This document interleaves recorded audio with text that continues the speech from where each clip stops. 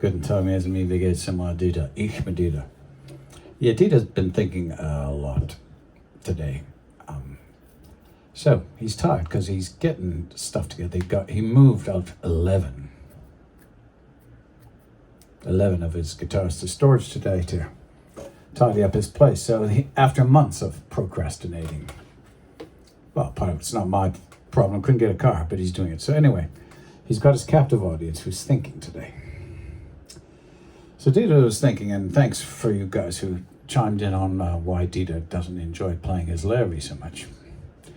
So Dieter started thinking, well, is it in his head?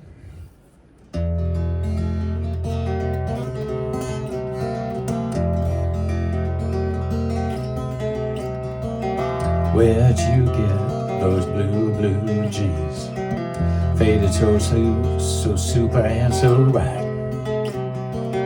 Where'd you get that war coat so clean? Whatever. You know, the Who, I like them. But anyway, Dieter found this guitar. Now, you know you may have too many guitars when you actually forget that you have a guitar. I kid you not. So this Godin A6. Now, the story behind this is I got some money back from income tax the year COVID happened, just before. And I was still gigging at the time, so I thought this would be a nice stage guitar. So I bought it. And then COVID struck, and then no gigging, so I've never played this at a gig, but it's a great little guitar. So the reason I'm showing you this is because I find this easy to play. So I wanted to compare it with my Larry, and this is what I discovered. You can actually psych yourself up, because I haven't been gigging as much. When I was gigging much, my Larry was my main stage guitar, and I just always strummed that with a pick, and I didn't do much fingerstyle with it. So I think over the years I got used to that being like, okay, this is my strumming guitar, and because I have so many guitars, I just file there in my mind as this is my strumming guitar. So I think what I'm trying to suggest to you people, if you're like me and like all different kinds of music, think carefully before you decide on what the problem really is and what the solution is. Because I found, and thanks to Bill who mentioned this, so I got out my trusty vernier calipers, which are very accurate, and I measured the nut width and the spacing between the E string on the extremities on both this A6, which I find pretty easy to play, and my Larry. And this is what I found. So the width of the neck, basically, and the nut on the A6 Ultra was 42.42 millimeters, or 1.67 inches. But the body is 1.93 inches deep, and I'll get to why I said that. So the width of the neck of the Larry is 1.69 inches, 42.93 millimeters. But the body depth of the Larry is 4.7 inches deep. It's over 4.5 inches deep, and it's kind of sculpted. So it starts at about 3 3/4, and it's scooped on the back. So it's an oval back. It's what is that? Convex, right? Comes out. Yeah, it's got a convex back. It's not a flat back. So what I found interesting though, so that's only a difference of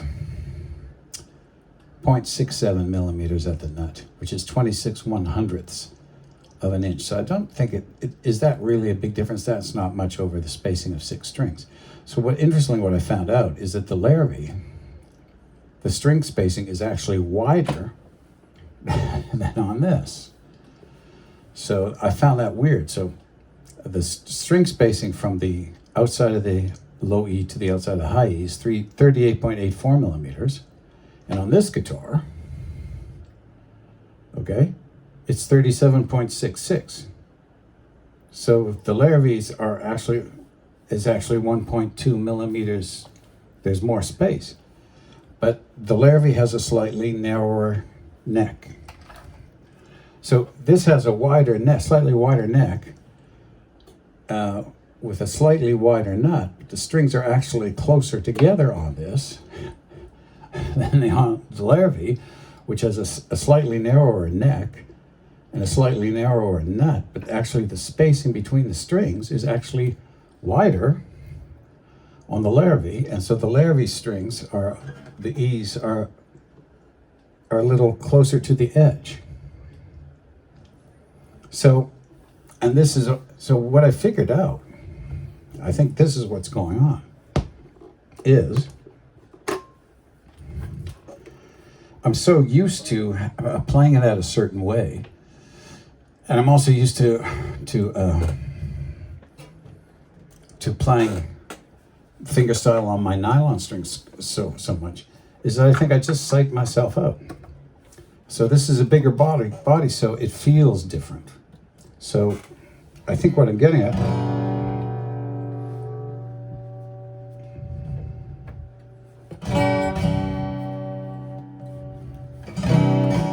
I love the sound of this guitar.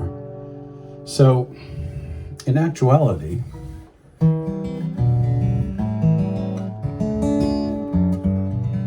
so I feel that this is narrower because it is, the neck is narrower, but actually the spacing between the strings is wider than that. So I think that's just a mental adjustment. So I think because I think the problem is, I just have almost always solely just played this guitar with a pick. So I think what I'm going to try and do the next few days and see if this actually is the truth, or, you know, because like measurements don't lie. If it's 1.7 inches, it's 1.7 inches, right? I may want it to be 1.6, but it says it's 1.7. Just using it as an example. So I think it's a psychological thing with me. Plus the body feel, right? And it's a big guitar, so and it has a big sound. So I guess I think that's what's going on. So I'm going to be playing this for the next week or so. And I'm going to be playing it fingerstyle.